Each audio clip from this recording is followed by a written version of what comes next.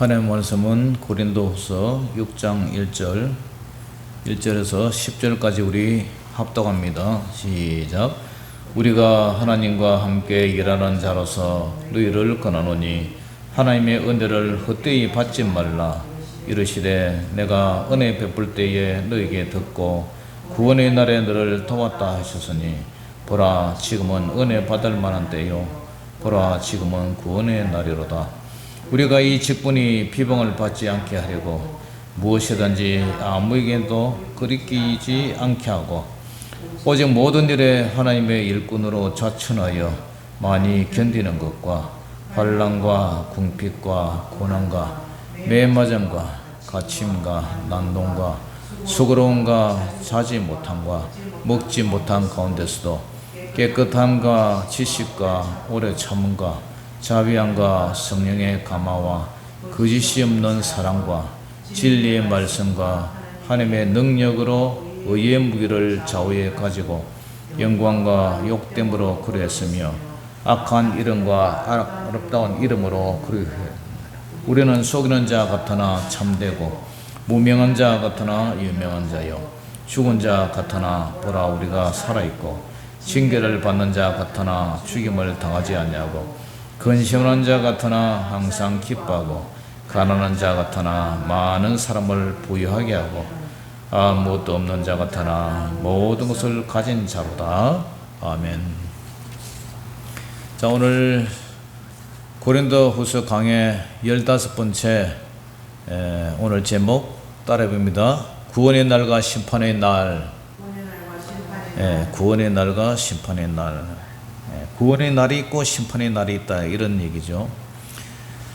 자, 오늘 고린도후서 6장에 사도 바울은 고린도 교회를 통해서 하나님의 은혜를 어떻게 받지 말라고요? 헛되이 받지 말아야 된다. 자, 6장 1절 우리 한 읽어봅니다. 시작. 우리가 하나님과 함께 일하는 자로서 너희를 권하노니 하나님의 은혜를 헛되이 받지 말라. 사도 바울은 우리가 하나님과 함께 일하는 자로서, 사도 바울은 하나님의 동력자로죠. 하나님과 함께 일하면 우리는 하나님의 동력자예요. 그렇기 때문에 하나님과 함께 일하는 자로서 고린도 교회 성도 여러분들을 권하노니 어떻게 하라고요? 고린도 교회 성도 여러분들은 하나님의 은혜를 헛되이 받지 말라. 하나님의 은혜를 헛되이 받는 게 어떤 거예요? 은혜를 잊어버리는 것. 그 다음에 지난번에 이제 우리가 고린도후서 5장 14절 15절 얘기했죠. 자신을 위해서 사는 것이 아니라 주님을 위해서 살아야 된다 그랬죠. 구원받은 성도는 주님을 기쁘시게 하는 삶, 영광을 돌리게 하는 삶을 살아야지 자신을 위해서 살지 말라. 왜? 예수님은 우리를 대신해서 십자가에 죽으셨기 때문에 우리도 예수님을 위해서 사는 게 마땅하다. 그것이 하나님의 은혜를 헛되이 받지 않는 일이다. 구원의 은혜를 쏟아보내는 삶을 살지 말자, 그런 얘기를 해요. 자, 우리 앞장 한 장 넘겨서 고린도후서 5장 14절 한번 읽어볼까요? 고린도후서 5장 14절 15절 한 장 앞장 넘겨서 시작. 그리스도의 사랑이 우리를 강권하시는도다. 우리가 생각하건대 한 사람이 모든 사람을 대신하여 죽었은즉 모든 사람이 죽은 것이라. 그가 모든 사람을 대신하여 죽으심은 살아있는 자들로 하여금 다시는 그들 자신을 위하여 살지 않고 오직 그들을 대신하여 죽었다가 다시 살아나신 이를 위하여 살게 하려 함이라. 아멘. 예수님의 사랑이 우리를 강권하신다. 강제로 건면한다. 그래서 우리가 생각하건대 한 사람이 모든 사람을 대신하여 죽었다.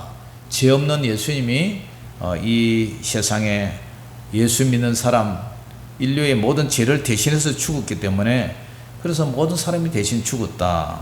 예수님이 모든 사람을 대신해 죽으심은 살아있는 자들 하여금 어떻게 하라고요? 이제는 예수님이 우리를 대신해 죽었듯이 우리도 주님을 위해서 주님을 대신하여서 정말 사는 그런 삶이 되어야 되지 않겠느냐, 이런 얘기를 하죠. 그래서 내가 살아도 주를 위하여 살고 죽어도 주를 위하여 죽나니 사나 죽으나 우리는 누구의 것이로다? 주님의 것이로다. 그렇기 때문에 우리의 남은 삶을 이제 내 자신을 위하여 살지 말고 주님을 위해서 살자. 내 자신을 위하여 죽지 말고 주님을 위해 죽자. 지난번에 그런 말씀을 전했죠, 그죠? 기억나십니까? 그런 삶이 되시기를 주의 이름으로 축원합니다. 그 다음에 우리가 2절에 보면은 구원의 날과 심판의 날이 있어요. 구원의 날과 심판의 날. 자, 6장 2절 시작. 이르시되 내가 은혜 베풀 때에 너에게 듣고 구원의 날에 너를 도왔다 하셨으니 보라 지금은 어떤 때라고요? 은혜 받을 만한 때요. 보라 지금은 어떤 날이라고요? 구원의 날이로다. 지금은 은혜 받을 만한 때다. 내가 은혜 베풀 때에 너에게 듣고 구원의 날에 너를 도왔다. 이사야서 49장 8절을 인용하죠. 그래서 지금은 은혜 받을 만한 때다. 세상의 모든 이치가요, 자연을 보면 알아요. 자연. 이 자연이 참 오묘하죠. 꽃이 피는 봄에 씨를 뿌려야, 그죠? 봄에 씨를 뿌려야 여름에 이제 성장을 하고, 여름에 성장을 해야 가을에 거둡니다. 그런데 북풍 한설 눈보라칠 때 씨를 뿌릴 수가 없잖아요. 그럼 만사가 다 때가 있고 기한이 있어요. 겨울의 때는 휴식 기간이죠. 이때는 세상 만물이 농사 지을 때가 아니라 이제 월동할 기간, 양식을 먹고 쉬는 기간. 그래서 봄에 다시 씨를 뿌리기 위한 휴식 기간이라고 보면 되죠.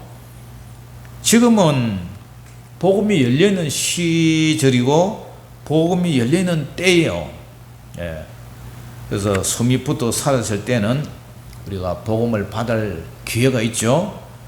그런데 개인적인 종말에 숨이 떨어지고 나면, 다시 말해서 죽으면 그 복음은 받아들일 기회를 잃어버려요. 개인적인 종말이 오기 전에 우리는 복음이 열려있을 때 복음을 만나야 돼요. 아무리 복음을 전해도 본인이 그 복음을 거부한다면 그 복음은 머물지 않아요.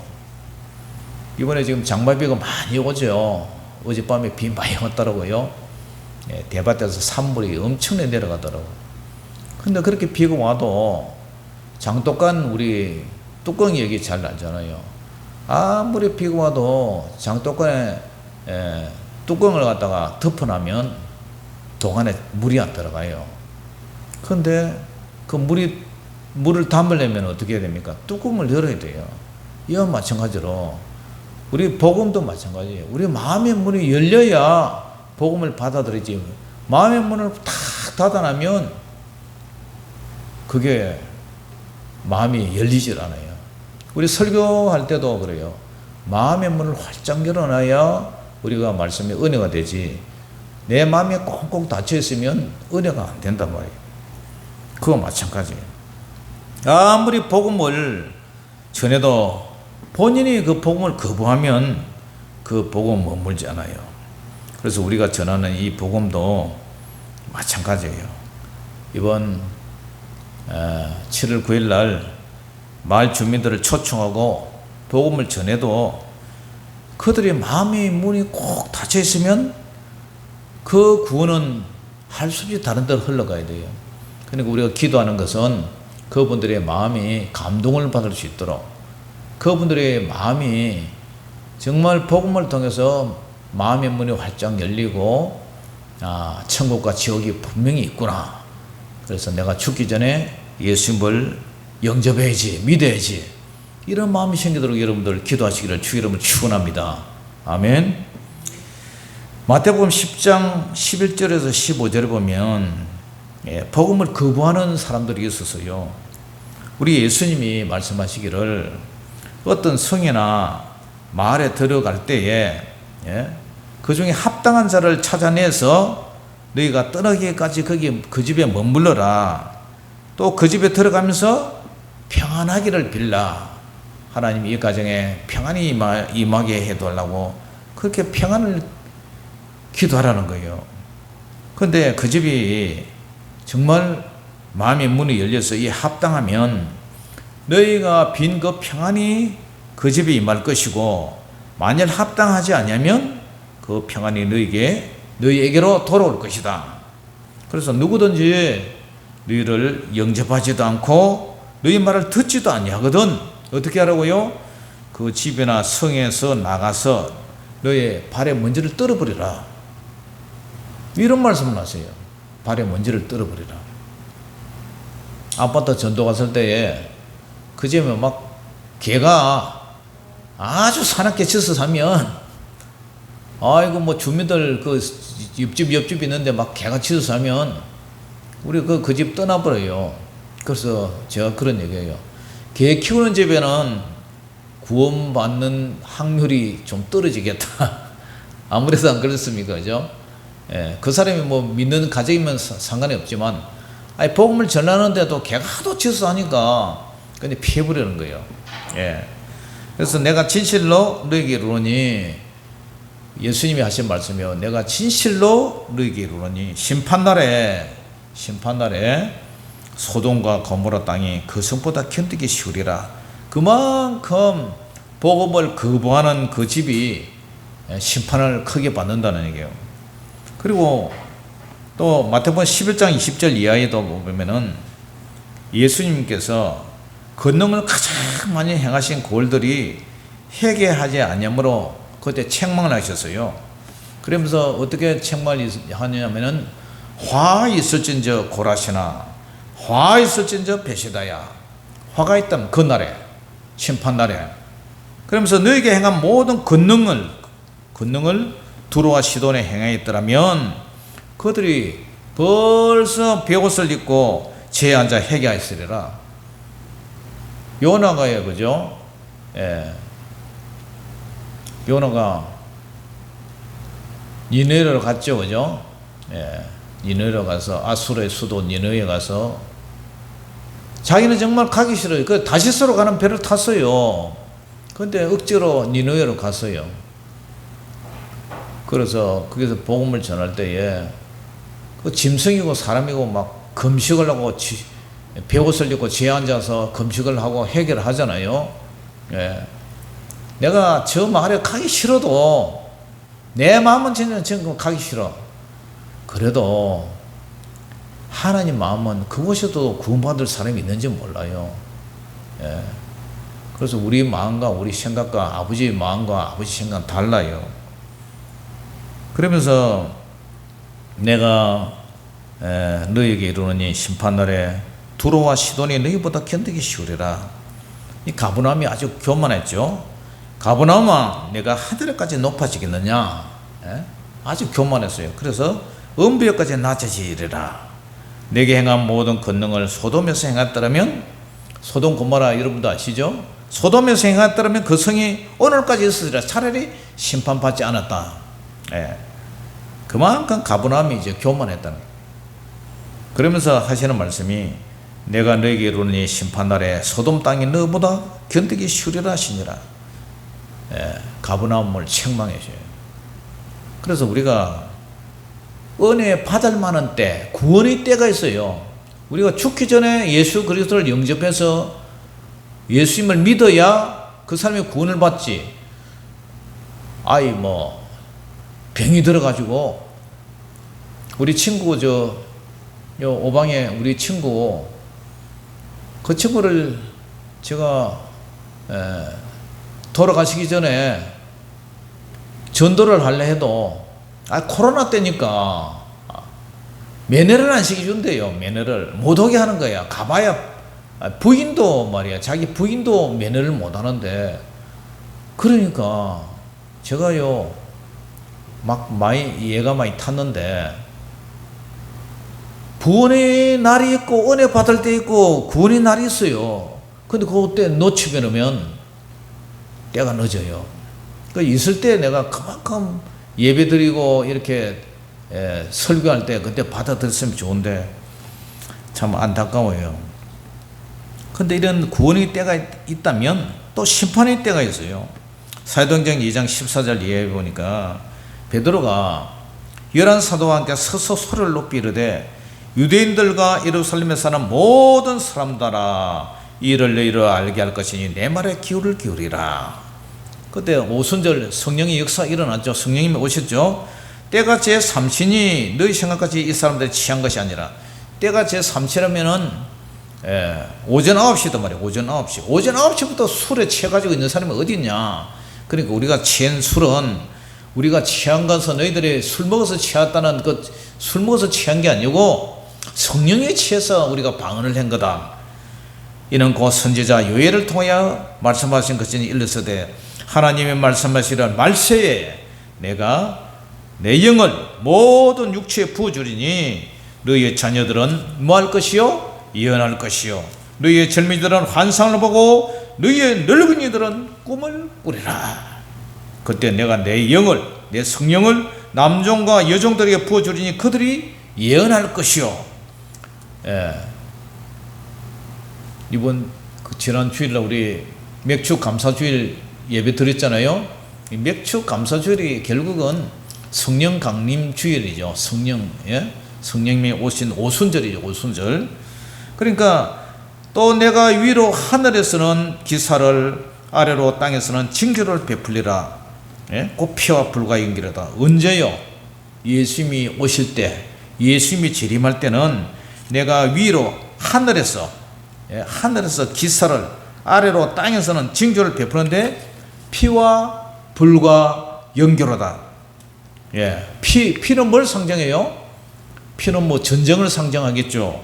불은 뭐 불도 전쟁으로 상징하고, 태양의 재난, 연기도 뭐 일종의 그런 거잖아요. 그래서 주의 크고 영원한 날이 이르기 전에, 그죠? 해가 변하여 어두워지고 달이 변하여 피가 되리라. 지금 점점 앞으로 뭐 엘니뇨 현상이니 해가지고 점점 이 지구가 몸살 나라요. 북극과 남극이 뭐 이런데 얼음이 다 녹고요. 그러니까 뭐 같은 중국에서도 모래바람이 그냥 엄청나게 모래 폭풍이 불고, 한쪽에는 홍수가 나고, 미국도 그렇고요. 한쪽에는 홍수가 나고 한쪽에는 가물어서 날리고, 지구가 완전히 이제 예측할 수가 없어요. 일기를 점점 살기가 어렵다잖아요. 그리고 우리 동해안에도 그죠? 조석 아주 상어가 나타나고 그런 일이 일어나잖아요. 점점 이제 사과가 옛날에 대구에서 났지만 앞으로는 지금 저 강원도에서 사과가 나고, 앞으로는 북한에 가야 북한 땅에 아마 사과 심을 것 같아요. 점점 이제 여기가 저 필리핀이나 베트남처럼 바나나나 심어야 되고 아마 그렇게 될지 몰라요. 이런 시간이 온다. 그러니까 앞으로 점점 살기가 어려워요. 그러니까 예수님이 재림하기 이르기 전에, 해가 변해 어두워지고 달이 변해 피가 되기 전에 누구든지 주의 이름을 부르는 자는 뭘 얻으리라? 구원을 얻으리라. 예수님이 재림 전에 예수님을 믿으면 구원을 받지만, 이미 예수님이 재림 후에는 그때는 때가 늦단 말이에요. 때가 늦어요. 그러니까 구원의 때가 있고 심판의 때가 있는 거예요. 마태복음 24장이나 계시록에 보면 일곱 인, 일곱 나팔, 일곱 대접 재앙, 이런 말세의 징조가 예수님이 재림이 점점 가까워질 때 우리는 신앙생활을 하기가 더 어려워진단 말이에요. 지금 한번 보세요. 과거에 우리 선조들이 믿던 그 믿음하고 지금하고 비교를 해보세요. 지금은 그냥, 그죠? 옛날에는 일사각오의 순교의 정신으로 기도하고 철야하고 얼마나 믿음으로 살았어요. 그런데 지금은 편한 것 좋아하고요, 돈 좋아하고, 믿음을 지키는 것을 부담스럽게 여기고요, 동성애 저런 거 해가지고 인권 따지고 그게 성경에서 하나님이 싫어하는 거라 그러면, 그죠? 그 교회를 핍박을 하고 난리를 치잖아요, 지금.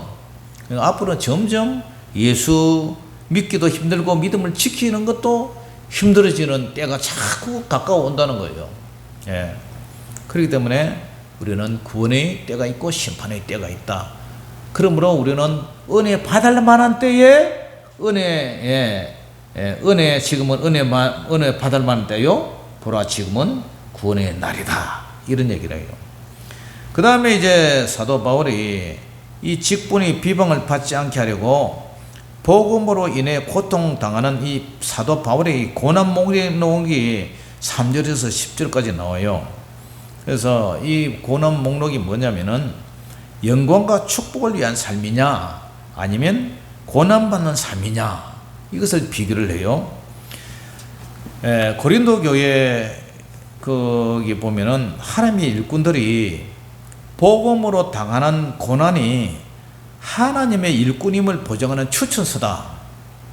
이 추천서는 다시 말해서 이 청거서는 직접 사람의 손으로 쓴 것이 아니요 복음 사역을 통해서 자연스럽게 일어나는 복음을 전하다 보니까 핍박받고 배 고프고 굶주리고 이런 여러 가지 장애들이 자연적으로 생기는 건데 그런데 반대파들은 그것을 갖다가 이제 비난하죠. 그래서 사도 바울의 이 고난 목록을 우리 한번 읽어보겠습니다. 고린도전서 6장 3절부터 이제 10절까지죠. 그런데 오늘은 우선 5절까지 한 읽어봅니다. 시작. 우리가 이 직분이 비방을 받지 않게 하려고 무엇이든지 아무개든지 끓이끼지 않게 하고 오직 모든 일에 하나님의 일꾼으로 자천하여 많이 견디는 것과 환난과 궁핍과 고난과 매맞음과 갇힘과 난동과 수고로움과 자지 못한가 먹지 못한 가운데서도 아멘. 여기까지. 자, 사도 바울이요. 거짓 교사들은 거짓 사도들은 추천서를 자랑하고 추천서가 있어야 된다 그랬죠. 그런데 사도 바울은 추천서가 뭐 필요 있냐? 내가 주님의 복음을 전하는 이 고생하고 고난당하는 이게 바로 추천서와 같지 않느냐? 그런 얘기를 해요. 그러면서 우리가 이 직분이 이 사도의 직분이 비방을 받지 않게 하려고 어떻게 해서요? 직접 텐트를 말아 팔아가면서 그렇게 복음을 전했죠. 그래서 무엇이든지 안 보겠는데 끓이지 않게 하려고 그죠? 오직 모든 일에 하나님의 일꾼으로 자천하여 많이 견뎠다 그래요. 많이 견뎠다. 목회하는 것도 이거 참 힘들잖아요. 어떻게 해요? 그냥 견뎌야지. 참아야지. 그리고 환난을 당해. 환난. 아시아에서 당한 환난을 내가 알지 못하지 않기를 원하노니 그러잖아요. 환난. 복음을 전하다가 선교하다가 당하는 환난. 고생하는 거죠. 궁핍. 물질적인 고난을 많이 받죠. 개척교회도 그렇고 미자리 교회도 그렇고 선교사님들 그렇고 참 가난하잖아요. 돈 생기면 선교사님도 돈 생기면 국내에서 물자 사다가 외국에 가서 또 옷도 갖다 줘야 되고 필요한 거 이렇게 구제도 해야 되니까 늘 호주머니가 비어 있죠. 궁핍해요. 그리고 고난을 받아요. 고난. 뿐만 아니라 반대파들한테 어떻게 해요? 매를 맞아요. 사도 바울이 얼마나 매를 많이 맞았습니까? 그리고 갇혀요. 옥에 갇혔어요. 복음 전하다가.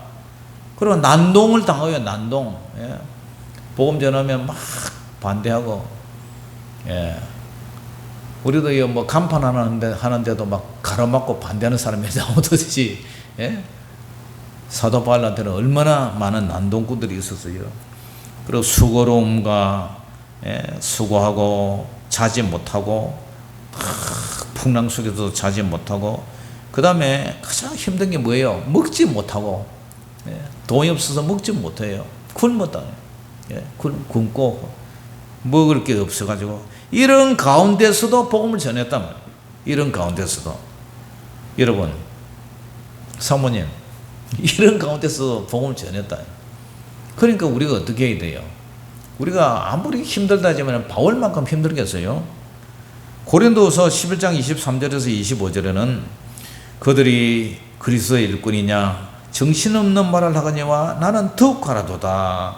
내가 수고를 넘치도록 하고 옥에 갇히기도 더 많이 하고 매도 수없이 맞고 여러 번 죽을 뻔했고 유대인들에게 40대 빠따 태장 40대에서 하나 감한매 39번씩을 5번을 맞았다. 완전히 뭐 엉덩이가 터져가지고 막 찢어져서 피가 줄줄 흘렀겠죠. 3번 태장으로 맞고 1번 돌로 맞고 3번 파산하고 일주일을 깊은 밭에 지냈다. 이러한 고난 목록들을 통해서 정말 여러분 이 정도 되면 어떻게 하겠어요? 아이고 우리 같으면 못하겠습니다 하고 때려치우고 막 그만두겠죠.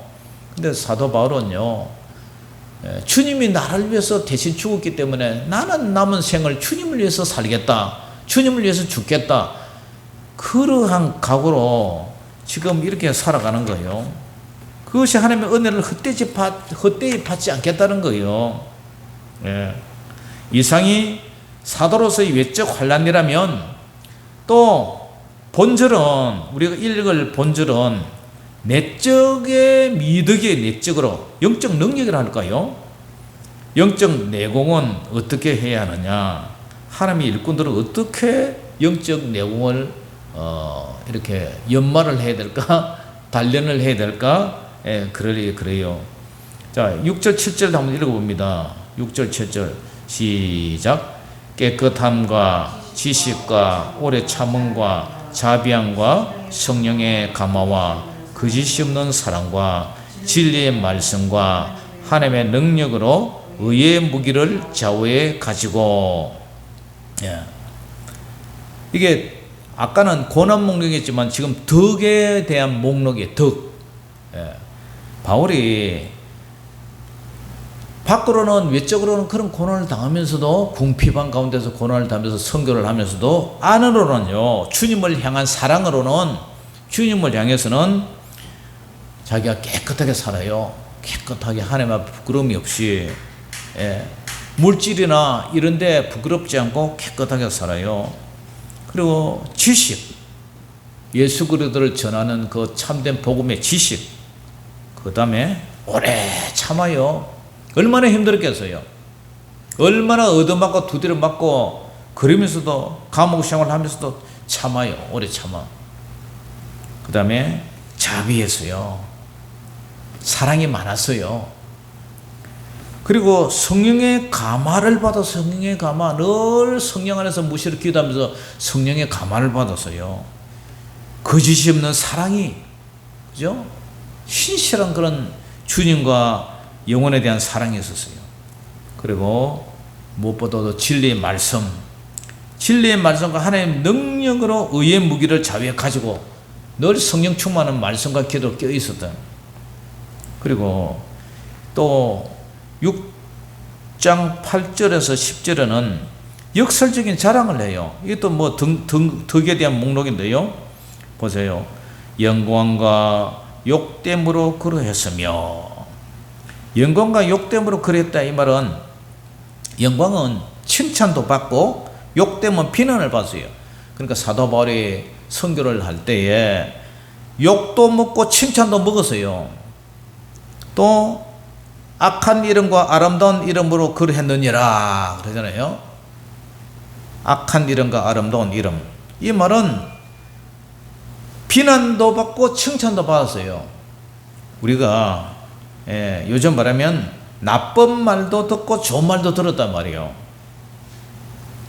그리고 복음을 전하면 좋은 소리도 듣고 나쁜 소리도 들어요. 어떤 사람은 이현돈 목사를 좋은 사람이라 그럴 거고, 어떤 사람은 아주 나쁜 사람이라 그럴 거고, 어떤 사람은 칭찬하는 사람도 있을 거고, 어떤 사람은 비난하는 사람도 있을 거고, 그죠? 나쁜 말 하는 사람이 있을 거고, 좋은 말 하는 사람이 있을 거고. 근데 귀에 너무 예민하면 안 돼요. 그냥 주님만 바라보고 가야지. 우리는 속이는 자 같으나 어떻게 해요? 참되고, 무명한 자 같으나 이름이 없는 자 같으나 그러나 우리는 사실은 유명한 자다. 죽은 자 같으나 보라, 얼마나 죽은 자처럼 얻어맞고 고난당하고 했지만 그러나 아직도 우리가 살아있고, 징계를 받는 자 같으나 징계를 받는 자 같으나 죽임을 당하지 않냐고. 사람들은 말해요. 아이고, 저 사람이 오죽하면 저렇게 징계를 받았을까, 하나님 앞에 벌을 받았을까, 하나님 앞에 저주를 받았을까, 그러지 않겠어요? 그러나 징계를 받은 자 같으나 죽임을 당하지 않았다. 근심하는 자 같으나 항상 기뻐했단 말이에요. 가라는 자 같으나 많은 사람을 부유하게 하고요, 나는 아무것도 없는 자 같으나 모든 것을 가진 자다. 야, 얼마나 당당해요. 예? 사실상 우리도 마찬가지예요. 모든 것을 아무것도 없는 자 같지만 하나님을 아버지로 모시고 사니까, 하나님을 아버지로 모시고 사니까 이 세상이 다 제 것 아닙니까? 그죠? 네. 사도 바울의 반대자들은 자기 자랑을 하지만 사도 바울은 그들과 반대로 역설적인 자랑을 해요. 뭘요? 약함과 고난을 자랑했어요. 요즘요, 노예나 목사님들 가면요, 대화를 가만히 들어보면 목사님들 자기 자랑만 해요. 하나님 자랑, 예수님 자랑보다 자기 자랑을 많이 해요. 그리고 교인 자랑만 해요. 우리 교인이 몇 명이고, 이거 우리 넥타이 이거 근사님이 사준 건데, 양복 이거 장로님이 사준 건데, 은근히 자랑해요. 그리고 나는 차가 이번에 하나 샀다고, 얼마 줬는데 하나 교회사는 빼줬다고 은근히 자랑해요. 우리 자랑할 거 없는 미자립교회, 시골교회 목사님들은 거기서 아무 소리 못하고 했대요. 그런데 정말 오늘 사도 바울 보세요. 예? 그런 세속적이고 물질적인 거 자랑하는 게 아니라, 정말 내가 예수님 자랑하고 예수님 따라 살아가는 것 자랑, 내가 복음을 전하는데 많은 어려움이 있었지만 믿음으로 이것을 극복했다, 이런 자랑을 하는 거예요. 이런 자랑. 예? 고난받고 궁핍하고, 예? 이런 것은 예수님을 복음을 전하다가 가난하고, 예수님을 전하다가 힘들하고, 예수님 전하다가 아프고, 예수님 전하다가 고생하고, 이런 거 그러면 저주받은 겁니까? 사도 바울은 그럼 저주받은 겁니까? 아니잖아요. 세속적인 거 자랑, 세상적인 축복을 자랑, 그것도 복이라면 복이겠지만, 그러나 관점이 달라요. 그러한 목사님들 관점과 예수님의 관점과 사도 바울이 보는 관점이 달라요. 복의 관점이 달라요. 이런 분들은 보이는 현상의 복이지만, 바울이나 예수님은 보이지 않는 현상에 대한 초점의 가치관과 복을 두고 있는 거예요. 영생의 영적인 복을 바라보고 있는 거예요. 목회를 하다 보면 좋은 평판도 듣고 나쁜 평판도 듣고, 그러나 사도 바울은 그걸 아랑곳하지 않았어요. 오직 진실된 마음으로 일관된 목회, 일관된 선교, 결국 하나님이 인정하시면 그로 만족하는 거예요. 시골에서 고생하는 거 주님 다 보고 계세요. 알고 계세요. 예. 그거 저주받은 겁니까? 아니에요. 그게 진짜 예수님 관점이나 사도 바울의 관점으로 보면 그게 복받은 거예요. 아무도 나서지 않고 아무도 절개하지 않는 꺼려하는 그런 시골, 그런 개척교회, 어려운 교회, 지하교회, 우리 예수님 보실 때 똑같은 하나님의 종으로 신학대학원 나와가지고, 그죠? 우리 부모 관점이 그렇잖아요. 어떤 자식은 잘 살고 어떤 자식은 아주 힘들게 살면 엄마 아빠 마음은 누구한테 가 있어요? 못 사는 자식한테 마음이 더 쏠리게 가 있어요. 우리 아버지도 마음이 그렇단 말이야. 사도 바울도 그걸 자랑하잖아요. 거짓 교사들은 보이는 추천서 자랑하고, 예? 보이는 현상 축복 자랑하지만 사도 바울은 그런 자랑 안 해요. 예. 자, 8절에서 10절 한번 다시 읽어봅니다. 시작. 영광과 욕됨으로 그러했으며 악한 이름과 아름다운 이름으로 그러했느니라. 우리는 속이는 자 같으나 참되고 무명한 자 같으나 유명한 자요 죽은 자 같으나 보라 우리가 살아있고 징계를 받은 자 같으나 죽임을 당하지 아니하고 근심한 자 같으나 항상 기뻐하고 가난한 자 같으나 많은 사람을 부유하게 하고 아무것도 없는 자 같으나 어떻게 해요? 모든 것을 가진 자로다. 하나님을 모시고 있으면 모든 것을 가진 거예요. 예. 우리는 잠깐 이 세상에 육신적인 것, 세상에 보이는 것은 우리가 조금 누리다가 갈 뿐이지 그걸 천국에 갈 때는 다 놓고 가는 거예요. 예. 돈도 자동차도 집도 다 두고 가잖아요. 그러니까 사도 바울은 지금 보이는 현상을 축복이라 생각하지 않고 아버지 하늘나라 가는 그 영혼 구원, 천국, 상급 그런 데다가 다 바라보고 사는 거예요. 그러니까 사도 바울이 이런 고난을 통해서도 기뻐하는 거예요. 기뻐하는 거예요. 그것이 진짜 축복이라는 거예요. 그렇기 때문에 예수님을 섬기고 이런 사모님이 사실은 참 목사님을 남편으로 아내로 이렇게 시집 온 게 이제 참 그 시기에 해서 그렇지 목사님이 고생 당할 거 사모님이 괜히 이렇게 애매하게 고생 당하지만 그러나 힘을 내세요. 우리 예수님이 다 보고 계세요.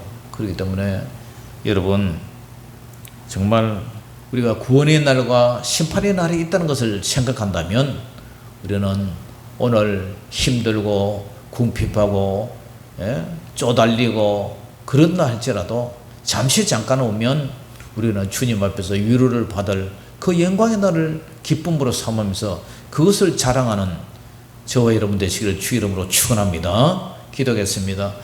하나님 아버지 은혜를 감사합니다. 지금은 은혜 받을 만한 때요. 지금은 구원의 날이로다. 하나님 우리 인생에 정말 구원의 때가 있고 또 예수님의 재림할 때 우주적인 심판의 때가 있고 개인적인 종말의 심판의 때가 있는 것을 우리가 압니다. 하나님 지금은 정말 모든 사람이 보이는 물질의 가치관을 두고 그것이 가장 귀한 것처럼 여기지만 사도 바울의 관점이나 예수님의 관점에서는 그것은 아무것도 아니라는 것을 오늘 말씀을 통해서 우리에게 증거해 주고 있습니다. 우리는 보이지 않는 정말 영원한 것을 사모하며 정말 믿음으로 주님을 바라보는 그 영광의 삶을 우리가 아버지 하나님을 추구하면서 지금은 은혜 받을 만한 때여 구원의 날, 구원의 때와 심판의 때를 생각하며 날마다 기쁨으로 믿음으로 그 주님 앞에 설 것을 믿음으로 살아가는 저희들 되게 하여 주시옵소서. 장차 우리에게 나타날 영광과 비교할 수 없는 그 귀한 영광의 때를 사모하며 살게 하여 주시옵소서. 예수 이름으로 감사하며 기도 올려옵나이다. 아멘.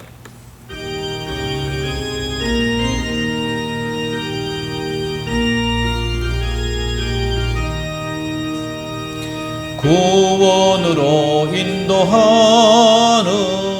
거문은 참 좁으며 생명으로 인도하는 그 길은 참 험하니 우리 몸에 지워있는 그 더러운 죄짐을 하나 없이 벗어놓고 힘써서 들어갑시다. 구원으로 인도하는 그 좁은 문 들어가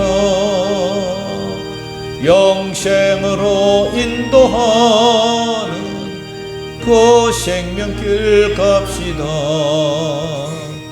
이 세상에 많은 사람 큰 문으로 들어가 넓은 길로 갈지라도 멸망으로 끝나니 세상 헛된 부귀영화 모두 내어버리고 주의 말씀 순종하여 그 생명길로 갑시다. 구원으로 인도하는 그 좁은 문 들어가